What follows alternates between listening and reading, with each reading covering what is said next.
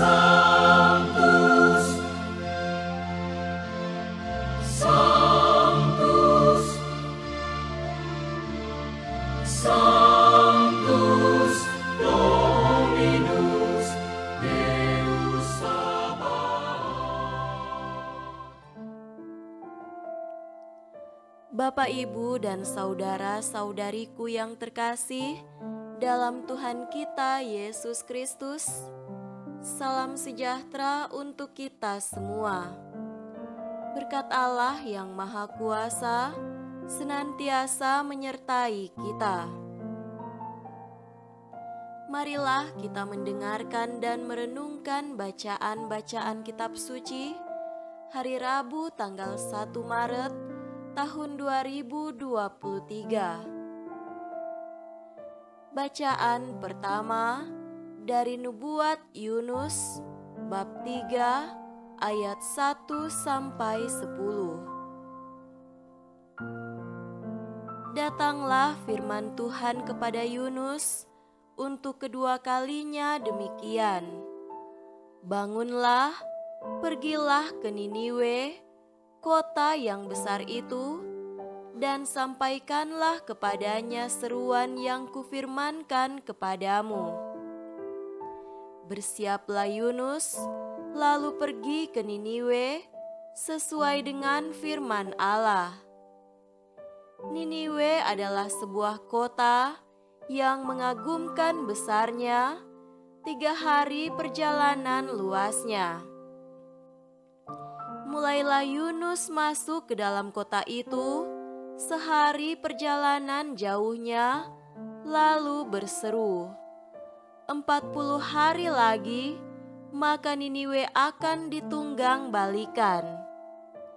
Orang Niniwe percaya kepada Allah, lalu mereka mengumumkan puasa, dan mereka, baik orang dewasa maupun anak-anak, mengenakan kain kabung.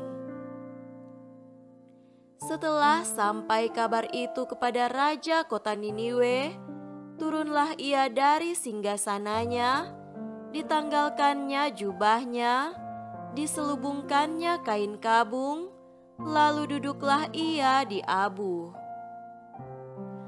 Lalu atas perintah raja dan para pembesarnya, orang memaklumkan dan mengatakan di Niniwe demikian. Manusia dan ternak, lembu sapi dan kambing domba, tidak boleh makan apa-apa, tidak boleh makan rumput, dan tidak boleh minum air. Haruslah ia semuanya, manusia dan ternak, berselubung kain kabung dan berseru dengan keras kepada Allah, serta haruslah masing-masing berbalik dari tingkah lakunya yang jahat dan dari kekerasan yang dilakukannya. Siapa tahu, mungkin Allah akan berbalik dan menyesal, serta berpaling dari murkanya yang bernyala-nyala itu, sehingga kita tidak binasa. Ketika Allah melihat perbuatan mereka itu, yakni bagaimana mereka berbalik dari tingkah lakunya yang jahat, maka menyesallah Allah karena malapetaka yang telah dirancangnya terhadap mereka, dan ia pun tidak jadi melakukannya. Demikianlah sabda Tuhan. Syukur kepada Allah.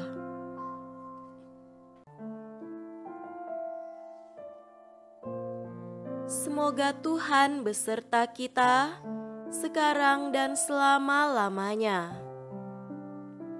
Inilah Injil suci menurut Lukas. Dimuliakanlah Tuhan. Injil Lukas bab 11 ayat 29 sampai 32. Ketika orang banyak mengerumuninya, berkatalah Yesus, "Angkatan ini adalah angkatan yang jahat. Mereka menghendaki suatu tanda, tetapi kepada mereka tidak akan diberikan tanda selain tanda Nabi Yunus. Sebab seperti Yunus menjadi tanda untuk orang-orang Niniwe, demikian pula lah Anak Manusia akan menjadi tanda untuk angkatan ini. Pada waktu penghakiman, ratu dari selatan itu akan bangkit bersama orang dari angkatan ini, dan ia akan menghukum mereka.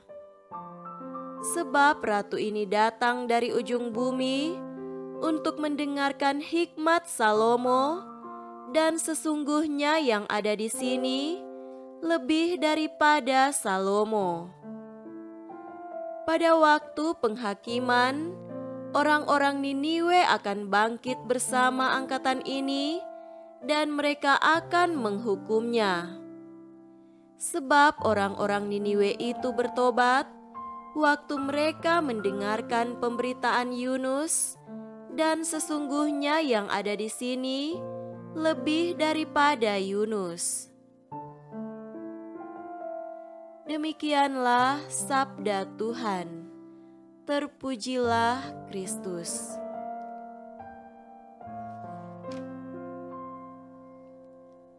Saudara-saudariku yang terkasih dalam Tuhan kita Yesus Kristus, tema renungan kita pada hari ini adalah berusaha serius untuk bertobat. Hari-hari ini, umat beriman Kristiani di seluruh dunia memulai seluruh rangkaian masa Prapaskah. Salah satu poin penting dari masa ini adalah puasa, pantang, dan pertobatan. Tiga hal ini adalah ajakan dan penekanan untuk diperhatikan oleh umat beriman Kristiani. Bacaan pertama berbicara tentang kesadaran untuk pertobatan diri dan penyesalan diri atas dosa-dosa yang dibuat terhadap Allah, sebagaimana ditunjukkan oleh orang-orang Niniwe. Biarpun demikian, kesadaran dan gerakan untuk menyeriusi usaha dan nasihat untuk pertobatan ini digerakkan oleh ketakutan akan kebinasaan yang akan ditimpakan Allah kepada mereka. Ancaman dan seruan Yunus tentang janji kehancuran yang dilaksanakan oleh Allah ini dibuat untuk menegur ketegaran dan pembangkangan yang dilakukan oleh masyarakat Niniwe. Allah merasa perlu memperhadapkan mereka dengan sesuatu yang mengancam diri mereka demi menggerakkan secara lebih serius kesadaran mereka untuk bertobat dan berubah. Poin inilah yang dipakai oleh Yesus ketika ia berbicara dengan serius, tegas, dan agak menekan terhadap para pendengarnya dalam Injil hari ini. Pada waktu penghakiman, ratu dari selatan itu akan bangkit bersama orang dari angkatan ini, dan ia akan menghukum mereka. Sebab ratu ini datang dari ujung bumi untuk mendengarkan hikmat Salomo, dan sesungguhnya yang ada di sini melebihi Salomo. Pada waktu penghakiman, orang-orang Niniwe akan bangkit bersama angkatan ini, dan mereka akan menghukumnya. Sebab orang-orang Niniwe bertobat waktu mereka mendengarkan pemberitaan Yunus, dan sesungguhnya yang ada di sini lebih daripada Yunus. Keseriusan Yesus terhadap bangsanya yang tegar hati dan susah berubah terlihat dalam pernyataan-pernyataannya dalam teks ini. Yesus menyaksikan ketegaran dan pembangkangan yang sangat kuat dalam diri bangsanya sendiri pada saat itu. Ketegaran dan kejahatan hati mereka itu terlihat dari ujian dan permintaan akan tanda yang mereka ajukan. Berhadapan dengan itu, Yesus juga menyatakan dengan tegas tentang potensi hukuman dan kebinasaan yang akan dialami semua pihak yang berkeras hati, susah bertobat, tidak rendah hati, dan meragukan tuntutan-tuntutannya. Dosa ketegaran hati, kesombongan, sikap hati yang angkuh merupakan pintu menuju kebinasaan. Saudara-saudariku terkasih, kedua bacaan hari ini secara eksplisit mengingatkan kita bahwa tantangan terbesar dalam masa Prapaskah ini, yakni puasa dan pantang, adalah masalah ketegaran hati, sikap tidak serius bertobat, hati yang tidak berubah dan bertobat, dosa kesombongan diri dan sikap tidak rendah hati.